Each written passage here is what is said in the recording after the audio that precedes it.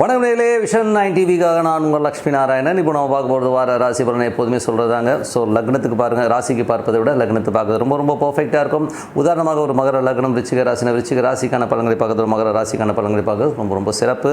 First பொது பலன்கள் வரும். ஸோ அதுக்கப்புறம் பார்த்தீங்கன்னா தசாபுத்தி பலன் வரும். ஸோ உங்களோட என்ன தசாபுத்தி அந்தரங்களுக்குதோ அதை வந்து மிங்கிள் பண்ணி பாருங்கள், ரொம்ப பர்ஃபெக்டாக வரும். Video 2 tip of the week இருக்குது, மறக்காமல் பாருங்கள். தனுசு ராசி வந்து பார்த்திங்கன்னா உங்களுக்கு ராசியாதிபதி குரு வந்து பார்த்தோம்னா உங்களுக்கு வந்து 6ல் இருக்கும்போது அது சூழ்நிலை சார்ந்தும் நல்ல ஏற்றங்கள் நல்ல லாபங்களை கொடுக்கறதுக்கான ரொம்ப சிறப்பாக இருக்குது. நல்ல ஒரு வேலை செய்பவர்கள் நல்ல ஒரு வளர்ச்சி நல்ல பணம் வருவதற்கான ரொம்ப சிறப்பாக இருக்குங்க. அதுக்கப்புறம் பார்க்கும்போது வெளிநாட்டில் வேலை, ஸோ வெளிநாட்டில் வேலை பார்க்குறவங்களுக்கு வந்து பார்த்திங்கன்னா நல்ல ஒரு வளர்ச்சி கிடைக்கிறதுக்கான கேட்டெடுத்த கடன் கிடைக்கிறது, அப்பா சம்மந்தமான விஷயங்கள் மட்டும் கொஞ்சம் சின்ன கருத்து வேறுபாடும், மற்றபடி எல்லாமே சிறப்பு தான். அதுக்கப்புறம் பார்க்கும்போது உங்களுக்கு 2ஆம் தேதி 3ல் இருக்கும் சின்ன கலகங்கள் வரும். ஸோ வீட்டில் யாரோட மொபைலை வந்து ட்ராக் பண்ணுறது, ஃபோனை ட்ராக் பண்ணுறது, இந்த மாதிரி விஷயங்கள் கொஞ்சம் ஜாக்கிரதையாக இருக்கணும். ஸோ கொஞ்சம் பார்த்து நடந்துங்க. வேலை விஷயங்கள் வந்து நிறைய மாற்றங்கள் இருக்கும். ஸோ நீங்கள் ஒரு செஷனில் இன்னொரு செஷன் மாற்றுறது, வேறு இடத்துக்கு மாற்றம் ஏற்படுத்துவதாலும் கொஞ்சம் கவனமாக இருக்க வேண்டியது ரொம்ப ரொம்ப அவசியம். 4ஆம் அதிபதியான குரு, ஸோ 4ஆம் அதிபதியான குரு வந்து 6ல் இருக்கும்போது நல்ல வளர்ச்சி கிடைக்கும். ஸோ இதில் வந்து பார்த்திங்கன்னா குரு தசாபத்தி வந்து பார்த்திங்கன்னா வேலையில் வந்து நல்ல ஏற்றம் நல்ல லாபங்கள் வருவதற்கான ரொம்ப சிறப்பாக இருக்குது. ஸோ அது ரொம்ப சிறப்பு தான், ஓகேங்களா. அது வந்து வீடு சம்மந்தமான விஷயங்கள் வந்து ஏதாவது லோன் அப்ளை பண்ணிங்கன்னா லோன் கிடைக்கிறதுக்கான, வண்டி வாகனங்கள் வந்து லோனில் வாங்குறதுக்கான வாய்ப்பும் ரொம்ப சிறப்பாக இருக்குது. 5ஆம் அதிபதி ஆட்சி பலத்தோடு சுக்கிரனுடைய சாரத்தில் இருக்கும்போது குழந்தைகளோட வளர்ச்சி ரொம்ப சிறப்பாக இருக்கும். குழந்தைகள் வந்து அடுத்த கட்டத்திற்கு போவதற்கான ரொம்ப சிறப்பாக இருக்குது. ஸோ நல்ல விஷயங்கள் நல்ல மாற்றம்லாம் கண்டிப்பாக இருக்கும். அதுக்கப்புறம் பார்க்கும்போது உங்களது 6ஆம் அதிபதியான சுக்கிரன் வந்து 7ல் இருக்கும்போது வேலையில் நல்ல ஏற்றங்கள் நல்ல லாபங்கள் வருவதற்கான வாய்ப்புலாம் ரொம்ப சிறப்பாக இருக்கும். ஸோ நல்ல ஏற்றங்கள் நல்ல லாபங்களும் அற்புதமாக இருக்குது. ஸோ அதில் வந்து பார்த்திங்கன்னா வேலையில் வந்து நம்ம எதிர்பார்க்காத ஒரு பெருத்த லாபங்கள் நல்ல ஒரு ப்ரொமோஷன்ஸ் கிடைக்கிறதுக்கான வாய்ப்பும் ரொம்ப சிறப்பாக இருக்குது. 8ஆம் அதிபதியான சந்திரன் வந்து நல்ல சிறப்பான விஷயங்கள், சின்ன ஒரு உபரி செலவுகள் இருக்கும். ஸோ அதனால் வந்து கொஞ்சம் பார்த்து நடக்கும். சில நேரங்களில் வந்து பார்த்திங்கன்னா உங்களுக்கு வந்து ஒரு செவ்வாய் புதனில் வந்து தூக்கம் கொஞ்சம் வராமல் ஐயோ என்ன பண்ணுறது ஏது பண்ண ஒரு சின்ன கன்ஃபியூஷன் வந்து, மற்றபடி எல்லாமே சிறப்பு தான். அதுக்கப்புறம் உங்களுக்கு 9ஆம் அதிபதி சூரியன் வந்து பார்த்திங்கன்னா உங்களுக்கு 7ல் இருக்கும் நல்ல வளர்ச்சி நல்ல ஏற்றங்கள் வருவதற்கான வாய்ப்புலாம் ரொம்ப சிறப்பாக இருக்குது. மற்றபடி வந்து பார்த்திங்கன்னா 10ஆம் அதிபதி புதன் வந்து பார்த்திங்கன்னா 7ல் இருக்கும்போது புதிய பார்ட்னர்ஷிப் சம்மந்தமான விஷயம் கையெழுத்தாகிறதுக்கான வாய்ப்பு, நல்ல ஒரு பாப்புலாரிட்டி பேர் புகழ் வருவதற்கான வாய்ப்பு ரொம்ப சிறப்பாக இருக்குங்க.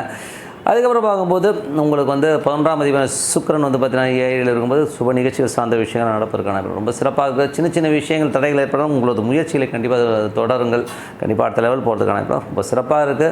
ஸோ இதுவரை பார்த்து பொது பலன்கள். இப்போ வந்து தசாபுத்தி பலன்கள் எப்படி இருக்குன்னு பார்ப்போம். தனுசு லக்னமாக இருந்து சூரிய தசாபுத்தி சூரியன் வந்து நல்ல வெற்றிகளை தருவதற்கான வாய்ப்புகள் ரொம்ப நல்லா இருக்குது. அதுவும் 9-7 போது கணவன் மனைவி நல்ல ஒரு பயணங்கள் மேற்கொள்வதற்கான வாய்ப்புகள், நல்ல ஒரு உல்லாச பயணங்கள், வெளியூர் பிரயாணங்கள் மேற்கொள்வதற்கான ரொம்ப சிறப்பாக இருக்குங்க.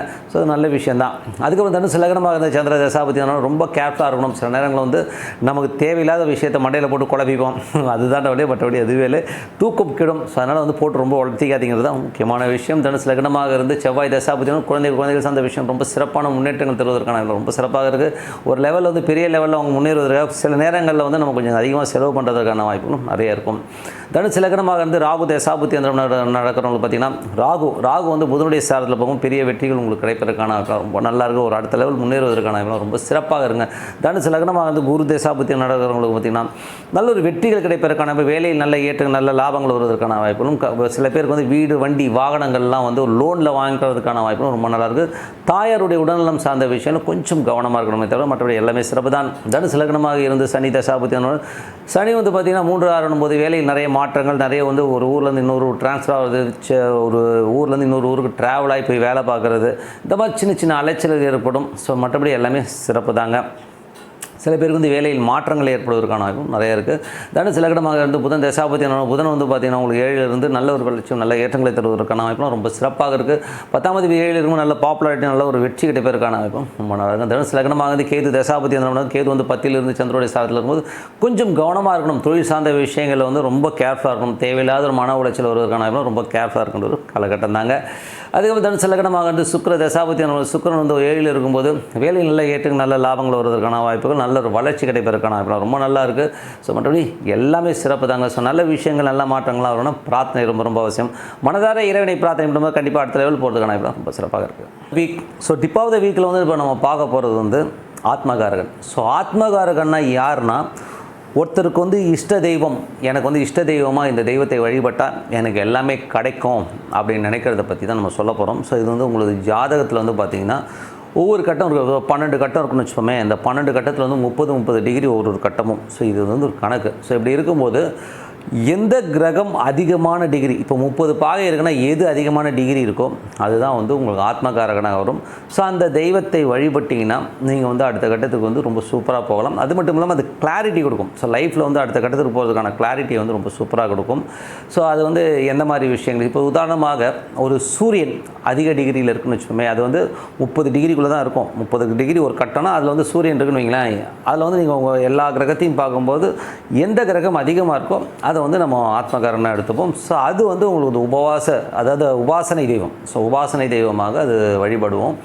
அந்த உபாசனை தெய்வங்கிற போது சூரியனாக வருதுன்னு வைங்களேன், ஈஸ்வர வழிபாடு. ஸோ மனதார இறைவனை வந்து வழிபாடுபடுறது வந்து அந்த ஈஸ்வர வழிபாடு வந்து சூரியனுக்கு வருங்க. ஸோ சந்திரனுக்கு வந்து பார்த்திங்கன்னா ஈஸ்வரன் கோயிலில் இருக்க அம்மன். ஸோ அது சொர்ணாம்பிகை, பாலாம்பிகைன்னு இருப்பாங்க. ஸோ அவங்களை வழிபாடு பண்ணும்போது அது வந்து அந்த உபாசனை தெய்வமாக இருந்து உங்களோட பேசுங்க.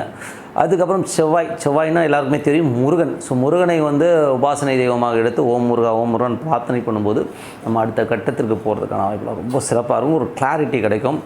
அதுக்கப்புறம் பார்த்திங்கன்னா உங்களுக்கு வந்து ராகு. ஸோ என்றைக்குமே வந்து ராகுன்னும் போதே காளி. ஸோ காளி நல்ல ஒரு உக்கிரமான ஒரு காளி தெய்வத்தை வழிபாடு பண்ணும்போது அந்த ராகுங்கிறது வந்து ரொம்ப சூப்பராக இருக்கும். ஒரு உதாரணத்துக்கு சொன்னால் ஒரு வக்கரகாளியை வணங்குறீங்கன்னு விஷயம், ஓம் வக்கரகாளின்னு சொல்லும்போது அது வந்து உங்களை வந்து ஒரு பெரிய லெவலில் உங்களுக்கு கிளாரிட்டி கொடுக்கும். ரொம்ப சிறப்பான பலன்களை கொடுக்குங்க. அதே மாதிரி குரு வந்து உங்களுக்கு ஹையஸ்ட் டிகிரியாக இருக்குன்னா பெரியவர், அதாவது நம்ம என்ன சொல்லுவோம், சாய்பாபா, காஞ்சி பெரியவர், இந்த மாதிரி பெரியவர்களை வழிபாடு பண்ணுறதை வந்து உபாசனை தெய்வமாக இருக்கும். ஓம் சங்கராச்சாரிய நம்ம ஓம் சங்கராச்சாரிய மனதார வழிபாடணும், ஓம் சாய்பான்னு வணங்கலாம். ஸோ அந்த மாதிரி வணங்கும்போது அது வந்து உங்களுக்கு நல்ல கிளாரிட்டியும் ரொம்ப சூப்பராக இருக்கும். அது சிறப்பான படம். அதே மாதிரி சனியும் போதே என்ன ஆகும்னா உங்களுக்கு வந்து ஒரு சனி வந்து ஹையஸ்ட் டிகிரியாக இருக்குன்னா உங்களுக்கு குலதெய்வத்தை வழிபாடு பண்ணுறது ரொம்ப ரொம்ப சிறப்புங்க. அந்த குலதெய்வம் வந்து பார்த்திங்கன்னா அடுத்த லெவலுக்கு கண்டிப்பாக கொண்டு போகும். எனக்கு குலதெய்வமே தெரியாதுங்க அப்படின்னு ஹரிஹரசுதன் ஐயப்பனை நீங்கள் வணங்குனீங்கன்னா உங்களுக்கு குலதெய்வத்தோட ஹெட் குவார்ட்டரே அவர் தான். ஸோ அதை வணங்கும்போது அதை வந்து உங்களுக்கு நல்ல கிளாரிட்டி லைஃப்பில் வந்து நீங்கள் அடுத்த கட்டத்துக்கு வந்து அதே கூட்டு போங்க. இது வந்து டெய்லி பண்ணணும். டெய்லி வந்து ஒரு 108 மாலை விற்கிது இல்லைங்களா, அதை மரத்தில் இருக்கும், இல்லை ஸ்படிகமாக இருக்கலாம், எதை வேணா இருக்கலாம், ஜஸ்ட் கவுண்டிங் தான். ஸோ இப்போ ஐயப்பனா ஓம் ஐயப்பா அப்படியே உள்ளுக்குள்ளே வந்து சொல்லும்போது மனதார சொல்லுங்கள். ஸோ அப்படி சொல்லும்போது நம்ம அடுத்த கட்டத்துக்கு போகும்போது அதே மாதிரி வந்து பார்த்திங்கன்னா உங்களுக்கு வந்து உபாசனை தெய்வம் வந்து புதனாக இருந்தால் பெருமாள் வழிபாடு ரொம்ப சிறப்பான பலன்களை தரும். கேதுவாக இருந்தால் வந்து உங்களுக்கு வந்து விநாயகர், ஆஞ்சநேயர் யாராச்சும் ஒருத்தர் நீங்கள் சூஸ் பண்ணிக்கலாம். ஸோ அதுவும் வந்து ஒரு சிறப்பான பலன்களை கண்டிப்பாக தருங்க. ஸோ இதை வந்து வழிபட்டு வாங்க. கண்டிப்பாக நம்ம வந்து அடுத்த லெவல் போகிறதுக்கான ரொம்ப சிறப்பாக. அதே வந்து சுக்கிரனாக இருந்தால் மகாலட்சுமி. ஸோ மகாலட்சுமி வந்து மனதார வழிபடுங்க. அது வந்து ஓம் மகாலட்சுமி வழிபடும்போது கண்டிப்பாக வந்து நல்ல கிளாரிட்டியை கொடுக்குங்க. ஸோ நல்ல விஷயங்கள், நல்ல மாற்றம்லாம் பிரார்த்தனை ரொம்ப அவசியங்க. நீங்கள் அந்த பிரார்த்தனை பண்ணுங்கள். லைஃப்பில் வந்து நம்மளை தேடி நல்ல வாய்ப்புகள் கண்டிப்பாக வரும்னு சொல்லிட்டு உங்களிடம் விடைபெறுவது உங்கள் லட்சுமி. நன்றி, வணக்கம்.